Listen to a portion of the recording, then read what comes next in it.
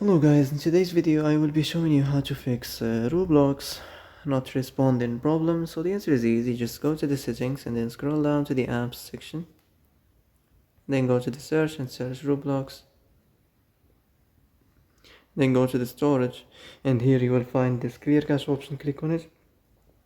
Now you can go check it if it worked, and if it didn't you can try to restart your phone or turn the Wi-Fi off and on, or the Bluetooth or the airplane mode. Also you can try to clear data, but be careful. If you clear data, all the Roblox data will be deleted. This includes all files, the settings, the accounts, the databases, etc. So be careful if you wanna clear your data.